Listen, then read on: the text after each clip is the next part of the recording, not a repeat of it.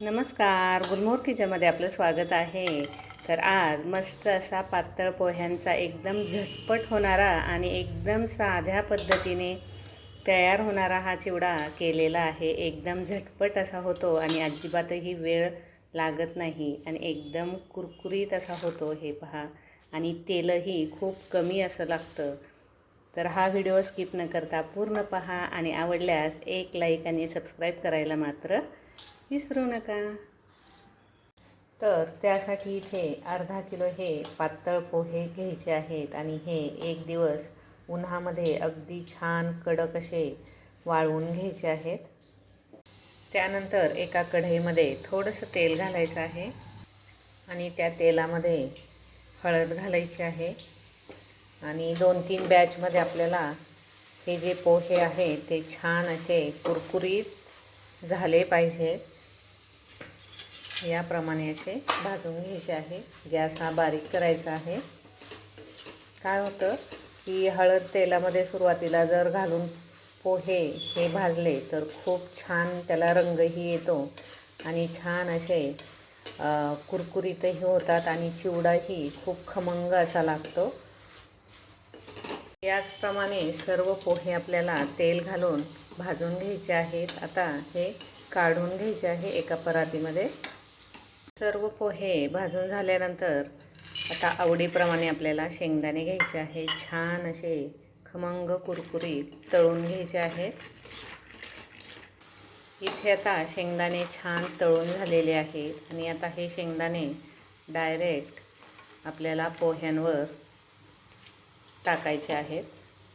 म्हणजे त्याचं जे तेल लागलेलं असतं शेंगदाण्यांना ते आपोआप पोह्यांना लागलं जातं.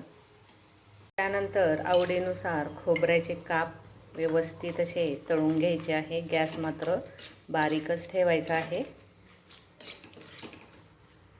इथे आता हे खोबऱ्याचे काप व्यवस्थित असे तळले गेलेले आहेत आणि ते सुद्धा आता पोह्यावर घालून घ्यायचे आहेत. त्यानंतर डाळवा घ्यायचे आहेत आवडीनुसार. यावर असा फेस यायला लागला की लगेच आपल्याला या डाळवा काढून घ्यायच्या आहेत, नाहीतर मग खूप कडक होतात. त्यामध्ये आता हिरवी मिरची घालायची आहे. बारीक तुकडे केलेले असे व्यवस्थित कुरकुरीत होईपर्यंत हे सुद्धा तळून घ्यायचे आहेत. नाहीतर हे तुकडे तुम्ही जर ओलसर ठेवले तर चिवडा हा सादळू शकतो, लूज पडू शकतो आणि मंद आचेवरच याला आपल्याला छान कुरकुरीत होईपर्यंत तळून घ्यायचं आहे.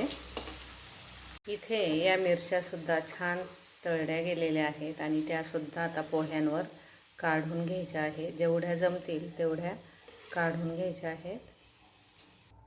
आता यामध्ये घालायचे आहे जिरे. जिऱ्यानंतर घालायचे आहेत थोडेसे धने, अख्खे धने वापरलेले आहेत. त्यानंतर तीळ घालायचे आहेत. छान असं हे परतवून घ्यायचं आहे. त्यानंतर घालायचा हिंग. हिंग घातल्यानंतर 1 चमचा आपल्याला हळद घालायची आहे आणि त्यानंतर घालायचा आहे कढीपत्ता.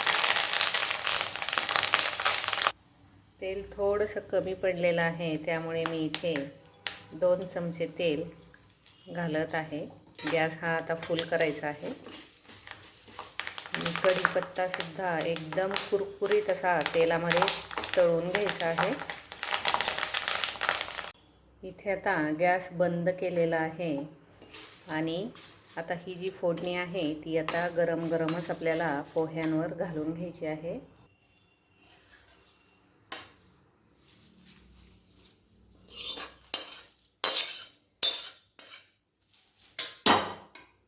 चवीनुसार मीठ घालायचं आहे. त्यानंतर आवडीनुसार पिठी साखर घालायची आहे आणि हे सर्व घातल्यानंतर हे आता मिक्स करून घ्यायचं आहे. इथे याप्रमाणे हा चिवडा तयार झालेला आहे. आधेमध्ये खाण्यासाठी किंवा मुलांना साईडच्या डब्यात देण्यासाठी सुद्धा हा चिवडा तुम्ही एकदम झटपट या प्रकारे बनवू शकता. हे पहा, एकदम मस्त असा हा होतो.